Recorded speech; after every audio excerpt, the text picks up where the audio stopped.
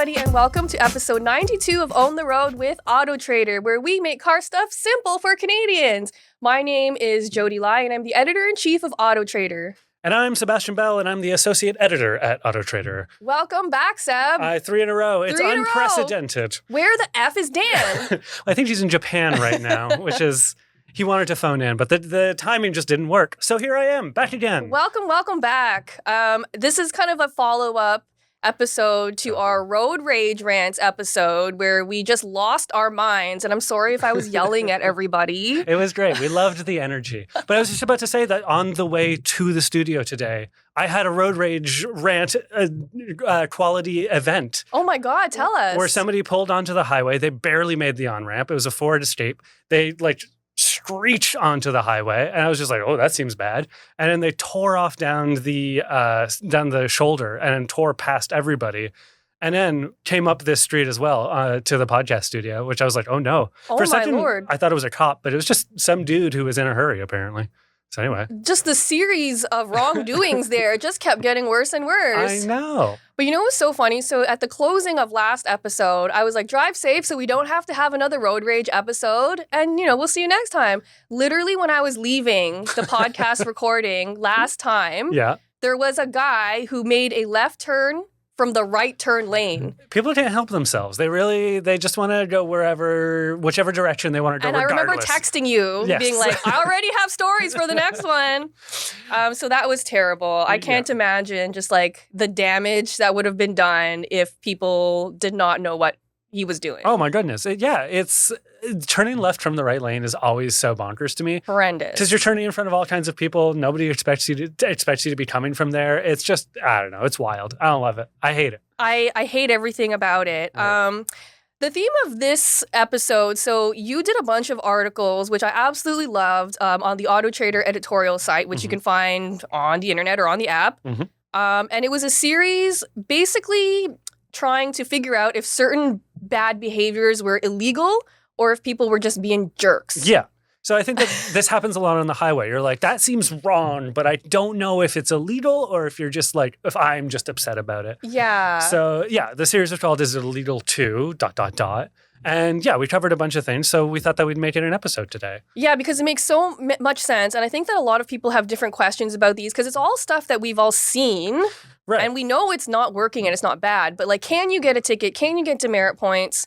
And driving is extremely regulated. There are rules and regulations for nearly everything we do that is driving related. Totally. And that's really just to keep people safe, to minimize damage. Super dangerous activity. All of these things, all of these rules exist usually for a very good reason. Totally. But there are so many of them that it is hard to keep up with what, is it a demerit? Is it a thing? And there's a lot of gray zones too, right? There are where a lot of gray zones. There's not a rule for something yet because nothing catastrophic enough has happened yet to warrant a new rule to be written, right? Totally. And when I was, before I was an automotive journalist, I worked at a small town newspaper, and one time I can't remember what they were looking at, but there was a behavior in town that they were like, "We want to stop this behavior." And I was like, "Why don't you just write a law about it? Just write a legislation or whatever the local level is." And the mayor was like, "Well, you have to write rules that you can enforce, because if you write rules that you can't enforce, then people just don't respect them, and so it defeats the purpose, and it sort of breaks down everything." So I think that in a lot of these cases,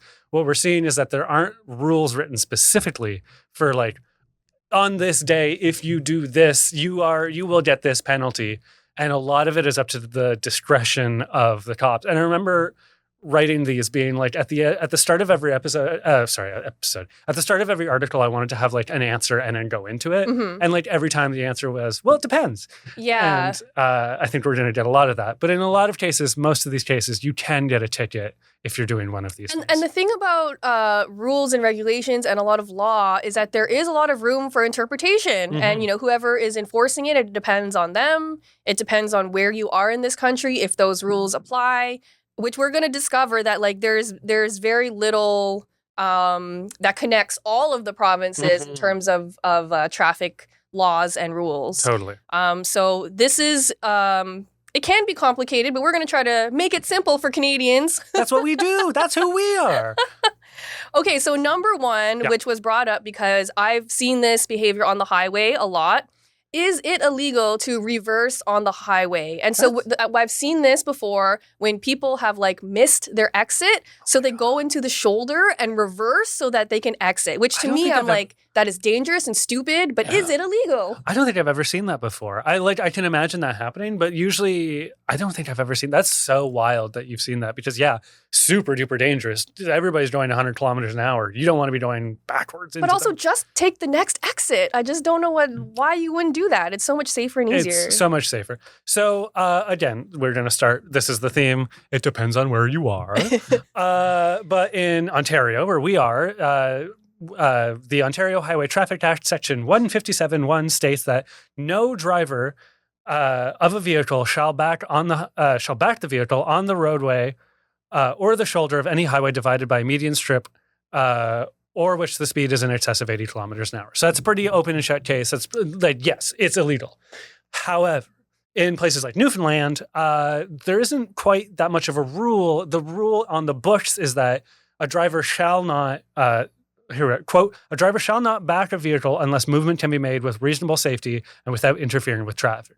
So you can imagine a situation in which backing up on the highway, like what you described, you might get a ticket for it if a cop saw you. But you can also imagine a situation in which, you have no choice. Yeah. So just as an example of a case in which this would be allowed. So I once came to a complete stop on a highway because there was a huge collision. Yeah. All lanes were closed and police were basically trying to divert people to the closest off-ramp. That means that some people had to back up to get off the highway. No choice.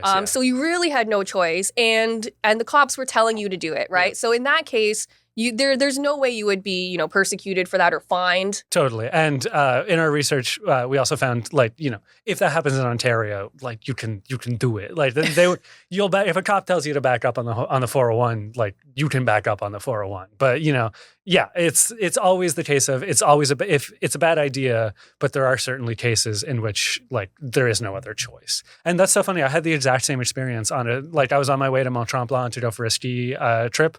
And same thing, we got stuck in a bunch of traffic.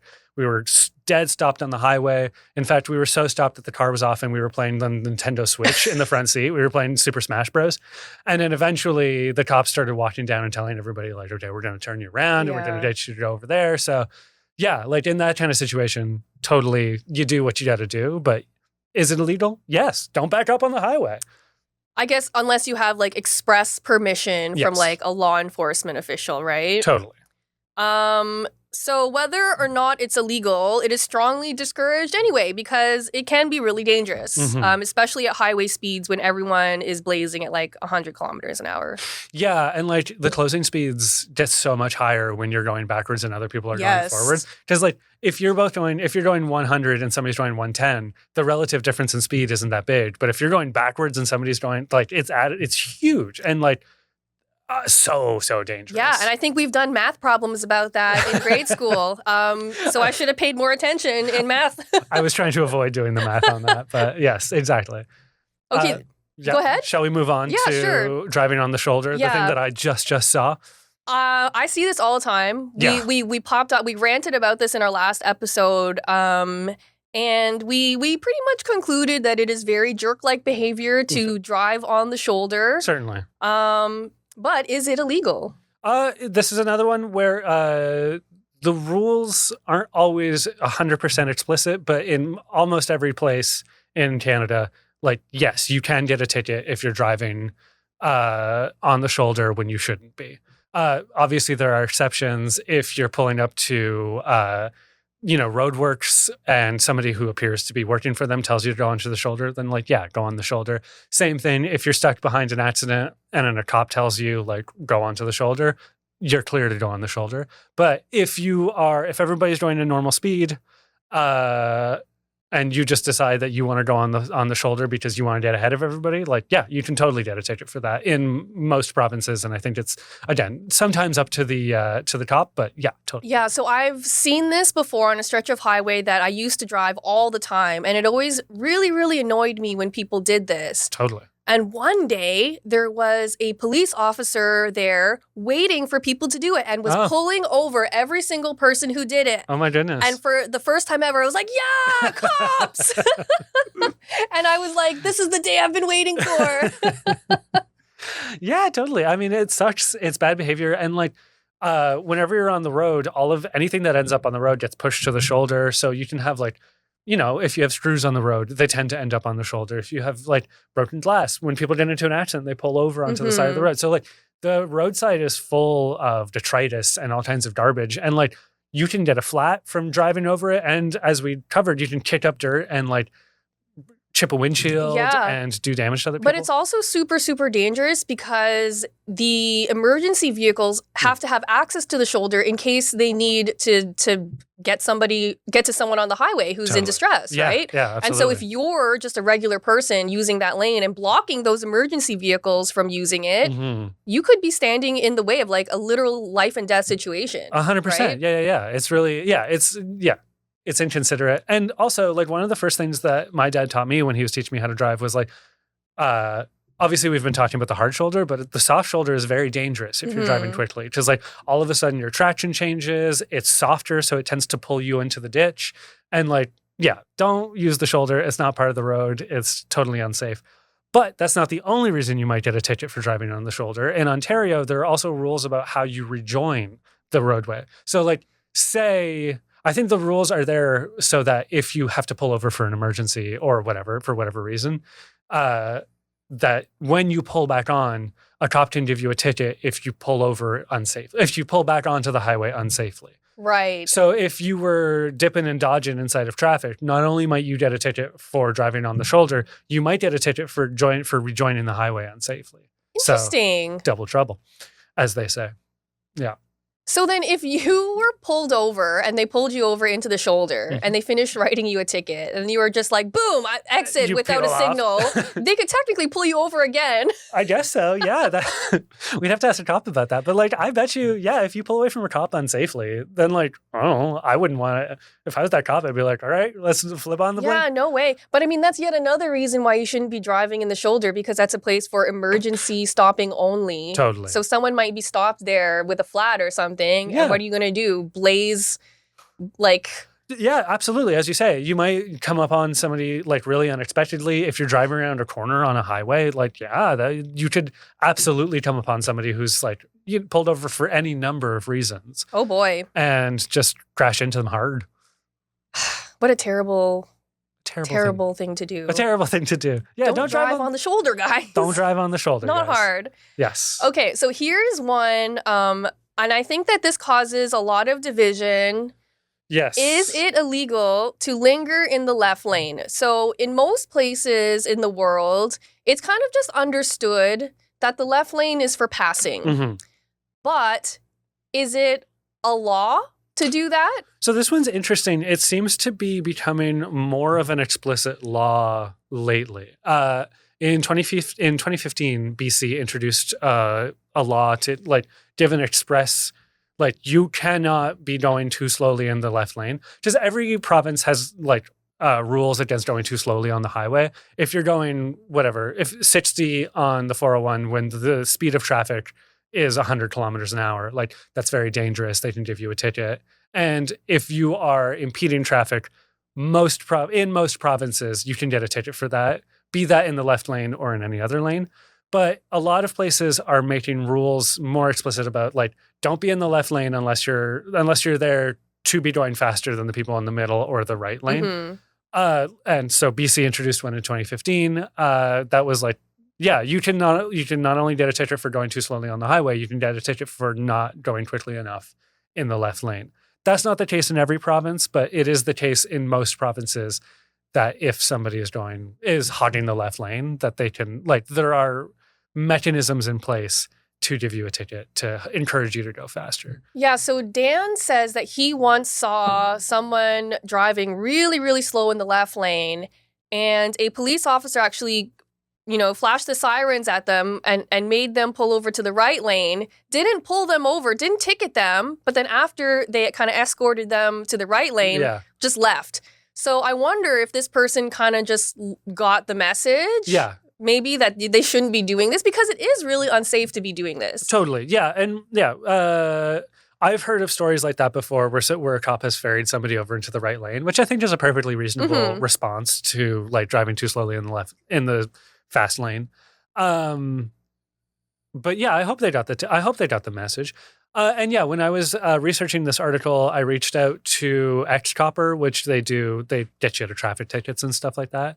And the person who I spoke to was saying that she had never seen somebody get a ticket in Ontario for driving in the left lane. So it does seem like it's a rule that isn't, or whatever. It seems like it is not punished severely very often, which I think makes sense. Like, it's annoying to have somebody in the left lane who's not going fast enough. I think in most situations, I find that annoying, not dangerous.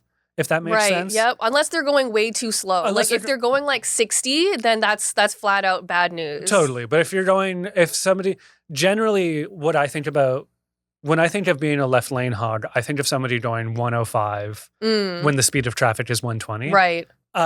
Which is like certainly that is a behavior that is annoying. And I think that it's not just that other people are driving too fast, so everybody should slow down. I do think that you have a responsibility to keep up with the speed of traffic if the speed of traffic is reasonable. And like, again, if you can't keep up with the speed of traffic, there are other lanes for you. So like go into those lanes. But I don't think that it's like as dangerous as backing up on the 401 or like backing or diving on and off of the shoulder. I don't think that the driving a little bit too slowly is as dangerous as those things. And we should talk about like when you're on the road, the reason that the left lane is for faster drivers is because it's like farther away from the on-ramps and it helps traffic move smoothly. And like if the expectation is that everybody's going faster to the left of you, it is disruptive and it can therefore be dangerous for somebody to be doing something unexpected because driving is so like expectations based and there are so many like aspects of driving that are nonverbal and that are sort of like a car's body language.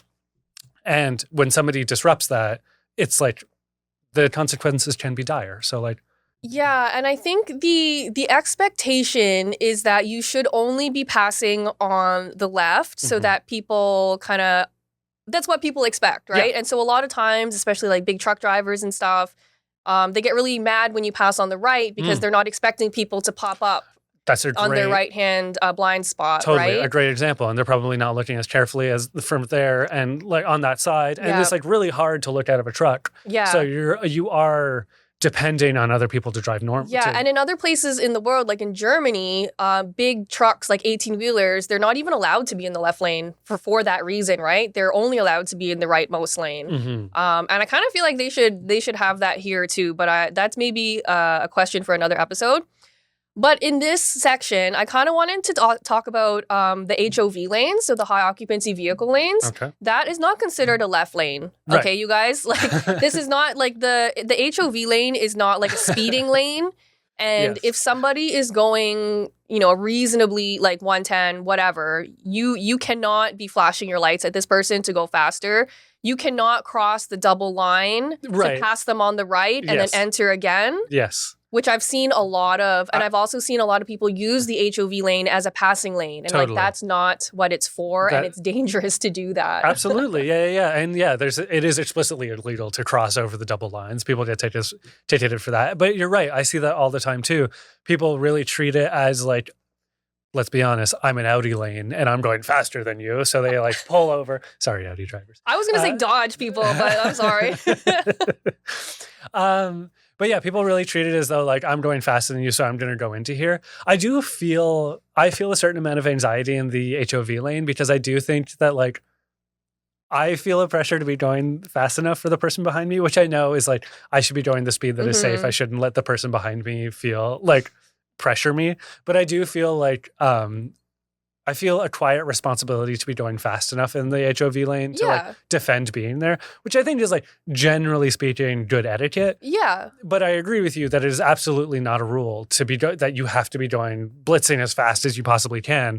No, so I was traveling in an HOV lane once, and I was in an EV with green plates, right? So I was by myself, so which is allowed. Yeah. And a Ram driver Dodge Ram driver You have was really bad experiences. I don't know why, but like 9 out of 10 times when I see a Ram or a Dodge driver, they always do something bad.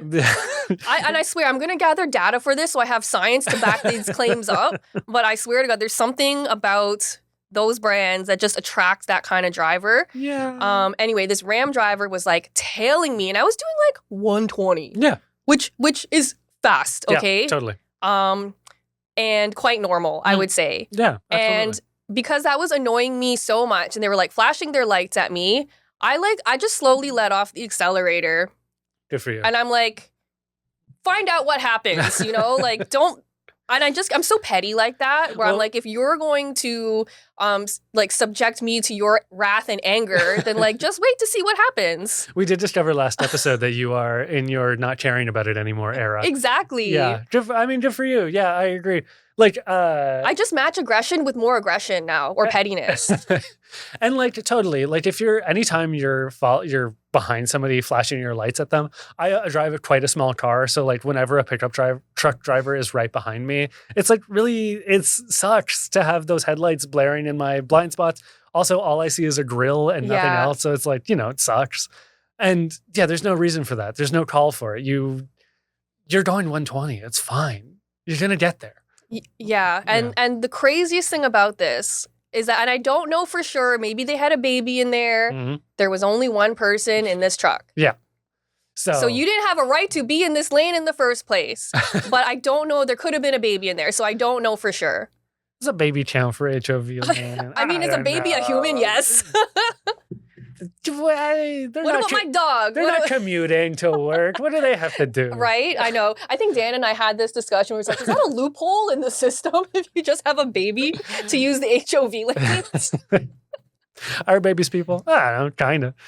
It's rolled the dice. Exactly. Okay. Anyway, so yeah, lingering in the left lane, a gray zone, but unsafe regardless. Yes. Yeah, exactly. A gray zone.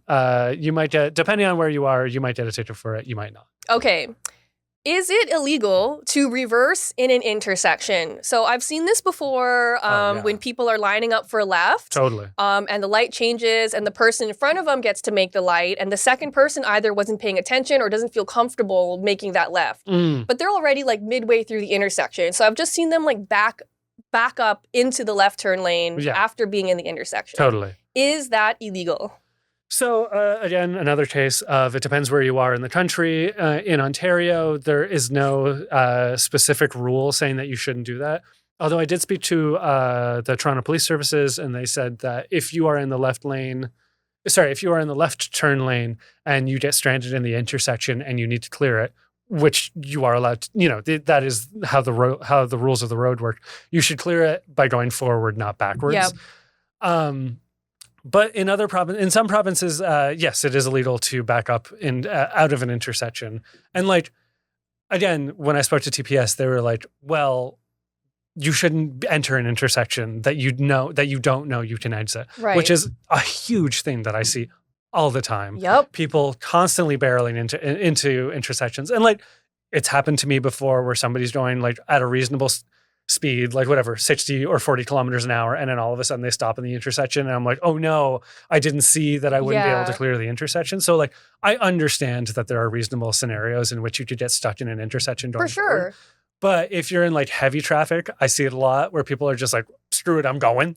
I need to clear. I need to be home now. Yeah. And they go and they get stuck in the intersection. And then everybody going the other direction is just like, well, I can't go now. And because it's gridlock. So you're not helping anyone by doing that. No. Although I've also seen recently people doing like a panic stop halfway or getting to an intersection and then backing up because they realize that they needed to make a turn. So they'll reverse and go into the left turn lane or the right turn lane. Oh, no. Which is so crazy to me. Straight to jail. No. No. Yeah. That's really bad behavior. Yeah. Again, like when you're on the highway and you need to get on an on-ramp, just like turn at the next place. It's not, you're in a car. It's not that hard. Anyway. Yeah. Let's not do that, everybody. Let's not do that. So yeah. Again, in most provinces, this is covered by you should only be backing up when it's safe to do so. But it's another scenario where I think it largely depends on, it's situational. If you are doing something clearly dangerous, like trying to make a turn when you all of a sudden panic stop, I think that you could certainly get a ticket for that for a number of reasons. But it is not always exactly on the books, you know? If that makes sense. And it always just depends on whether or not there happens to be a police officer who sees it in that exact moment and has the time to pull someone over, right? And I feel like that hardly ever happens. Yeah, totally. And I wonder what it's like. I should have done some research into, because there are more and more red light cameras popping up, I should have done more research into what happens if you get stuck in an intersection when there's a red light, because people do that all the time. And I don't know what the case is there. But yeah, certainly you shouldn't be entering I think that they should still get the ticket anyway. Yeah, totally. Yeah. Because you're in the intersection when it's a red light. Well, because to me, being in an intersection and blocking the intersection is just as dangerous as running a red light, right? Like, to me, it's equally bad. Well, yeah. You're just certainly in a place that you shouldn't be. Exactly. Yeah. Okay. This next one is kind of interesting because this was kind of like an urban myth that we had all heard about. Maybe it's like a Mandela effect thing. Totally. Yeah. But it's a Berenstain's bear. We didn't do an article about this, but this was like a discussion amongst our editorial team at AutoTrader. Yeah. Can you get a DUI while on a bicycle? I had always heard that this was the case. And and you did some research on it and you found that it totally is not a thing. Yeah, because according to the Highway Traffic Act, a bicycle is not a motor vehicle, which to me makes sense. Totally. But then that tells me that with an e-bike, like a fully electrified one with like a throttle and everything, does that mean you can get a DUI on an e-bike? Even though you don't need a license to drive one or to ride one? Right, yeah. That's a good question, I imagine. Yeah. Well, I guess if it's I think that's actually a big problem with e-bikes right now, especially because the range from like bicycle with a bit of electric assist to moped that isn't calling itself a moped is like it's a really broad range of vehicles. And there isn't a lot of legislation sort of figuring it all out for us. So I do think that, that we see them all the time just zipping around. And like, I think it's cool that people have a way to get around that is less onerous and frankly greener than driving a car. But I do think that it does warrant some care and caution going into, writing some rules to make it simpler and to make everybody know what is illegal and what isn't illegal in these things. Because I've heard that the accidents, the injuries that happen in e-bike accidents are more similar to motorcycle accidents than to bicycle accidents. Because you're just traveling faster, which means you're going to get injured more. You're going really fast. You're zipping and bopping in and out of traffic a lot more. And like, I know that when I'm on my bicycle, the biggest fear is other cars, Yeah. And so, e-bike must be the same. And like, I see a lot of people, I think that more e-bike riders wear helmets, but you're still kind of like, your fleshy bits very vulnerable. Yeah, you're super vulnerable. So yeah, I do think that it would be really important to get some news on it. But if you're on a bicycle, you're not a motor vehicle. But that doesn't mean you can't get in trouble because there are technically other things that they could nab you for, but it wouldn't be a DUI. Yeah. It would be something else, if you were being really destructive or like just really irresponsible. Okay. There are other things that you could be charged with, but it won't be a DUI. Next, you're going to tell me that if the teacher shows up 5 minutes late, I can't just leave and not attend class. All of these urban myths. I always understood it to be that way. Exactly. I went through all of high school thinking that. And the last one we'll talk about is a great bugbear of yours. This one really grinds my gears. Is it illegal to park in an EV charging spot when you're not charging? And so for this one, I always thought it was a personal pet peeve of mine. Like, how rude and inconsiderate of you. Yeah, totally. However, I did some digging, and there is a section in the Highway Traffic Act that applies to public or privately owned EV charging spots. And yes, it is illegal to park in an EV charging spot if you're not charging. That makes a ton of sense. In Quebec, the fine is between $100 and $200. In Ontario, it's $125. A lot of municipalities in BC also fine $125.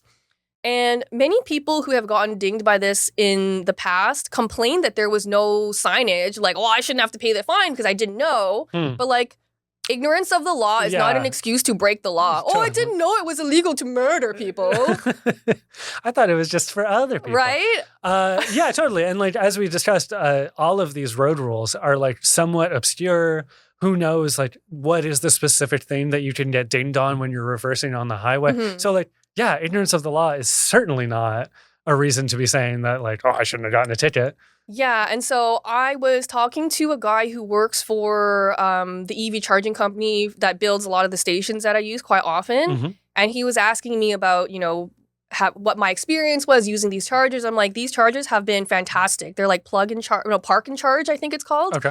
And I said, my only problem is that every time I come here, there are non-EVs or Right. EVs parked there but not charging. Right. And he's like, yeah, we're working on that. I think we're going to start putting signage up that tells people that you can get fined and towed if you're caught, right? It makes a ton of sense. Yeah, totally. And like, while I don't think that ignorance of the law is a good excuse not to have to pay a fine, I do think that if like, this will give people even fewer excuses. well, exactly. And I do think that a clear sign is helpful because like all of a sudden, if people know that there's a cost to it, they might make a different decision. And it's like, it's like the signs before a speed camera. I think those make a ton of sense. Like, yeah, let's let people know that they have to do a certain thing. And I mean, that's not, even with the signs, I still don't think a lot of people would care because we all see how many drivers park in like handicap spots without a permit. On the sidewalk, wherever they want. But at least this way,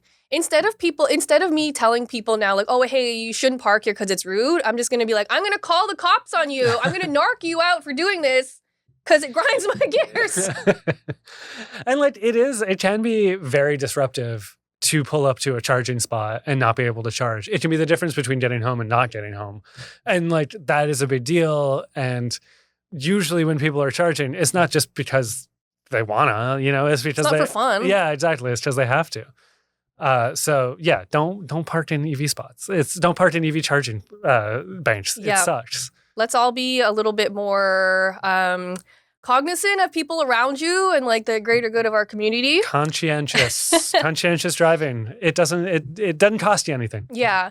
If any of you have questions on certain driving behavior and you're wondering whether or not it's illegal or if it's just a jerk move, you can email us at expert@trader.ca and maybe we can talk about it in a future episode, or maybe Seb can write another article about it. Or maybe both. And before our Ask an Expert, here is a message from your friends at AutoTrader. We at Own the Road love making car stuff simple for Canadians, and the AutoTrader app does the exact same thing. Sign up for price drop notifications, find out how much your car is worth, get an instant cash offer from a vetted dealership, get all your expert advice, and more. Download the AutoTrader app today. Okay, today's Ask an Expert comes from Brian from Kincardine, Ontario. I hope I'm saying that correctly. I think so. Hello, gang. Really enjoying your podcasts, which I have discovered this summer and have listened to all of them. Thank you for educating us consumers. Oh, thank you so much, Brian. That's so nice to hear. My question, in the next couple years, I will be replacing my 2016 Volkswagen Touareg V6 petrol that presently has 156,000 kilometers on the odometer. I don't care for the Atlas, it's too big, or the Tiguan, too small. What would you consider to be an alternative to the Touareg? I'm nixing North American and Korean vehicles. We are a couple in our 60s. I'm 6'4", and my wife is 6'1", and we live in a small town that is about 2 hours from a large city. 90% of our driving is highway. EVs are out of the question because of our cold winters and long distances to drive. But I do pull a snowmobile trailer in the winter. My considerations, a deep seat pan, headroom, and legroom. Thank you. Well, that's a great question. A very specific list of requirements. Yeah, totally. Well, thank you. That's very helpful to know what your requirements are. Super, super helpful. Yeah. So here's what we kind of came up with. So we asked our resident tall guy, Dan Alika. Who is 6'4", Who is 6'4", big guy. And we wanted him to weigh in on this because honestly, this is something that I never experienced because I'm like 5'6". So I fit inside every car. Yeah. Almost no problem. I'm 6-ish feet tall. And similarly, I'm not, it is infrequent that I find a car that I don't fit so in. I really, really wanted to make sure we got Dan's input on this. Yeah. Because at first I was like, well, what about the Toyota Highlander? And then Dan said, no. The Highlander is notoriously bad for having not enough headroom. He doesn't like Toyotas for headroom. They all apparently very problematic for many Toyota models is for big people. You just don't have enough space. Yeah. So here are some other kind of solutions that might make sense, Brian. So a Honda Passport. Yeah, totally. Great car. The new one looked great too. Very cool looking. It is quite large. It might be a little bit bigger than the Touareg, but I don't think that it's quite as big as the Atlas. It's smaller than the Atlas because it doesn't have a third row. Yeah, it's sort of in that in-betweeny space that might suit you. And it can also tow 5,000 pounds, which I think is enough for a snowmobile trailer. Totally. Yeah. Yeah. Dan also threw in the Nissan Pathfinder, largely because it has a tow rating of 6,000 pounds. If that's your biggest consideration, maybe that's what you want to put your focus on. And then if you were looking for something slightly more premium, he recommended the Volvo XC90, because he didn't say Swedish brands were off the table. And the XC90 is quite tall inside, so it does have a lot of headroom. And again, it's rated for 5,000 pounds of towing. And it looks super slick. And it drives really nicely. It's very smooth, very luxurious. Yeah. Also available as a plug-in hybrid. Yes. I know you said EVs were out of the question, but I think maybe plug-in hybrid might be a nice, you could do all that stuff with the plug-in hybrid, right? Because you don't really have to worry about charging. Totally. But Brian, I hope that answers your question. If not, feel free to send a follow-up with maybe some more requirements, and maybe we can fine-tune our suggestions a little bit. And you know what? Even if it did help, send us a follow-up. We want to hear about your car. Yes. Let us know what you end up getting, because this is very exciting for us. We love these. I love these types of what kind of car should I buy questions. It happens to me all the time in real life where people are like, oh, I don't want to ask you what to get because I don't want to, you wouldn't ask a doctor for advice. And I was like, no, please ask me. I want to tell you what to buy. But the thing is, I always need more information. Right. People are like, what kind of car should I buy? And I always have follow-up questions like, okay, well, what do you do with it? How tall are you? How many people are you carrying around? There's so many follow-up questions. Totally. And so, Brian, I appreciate that you sent us so many requirements because that really helps us narrow down the options. Yeah, totally. So thank you so much, Brian, for your question. If any of you have questions you would like to ask us, again, you can email us at expert@trader.ca. But that wraps up this episode. Thank you so much for joining us. Drive safe, and we'll see you next time.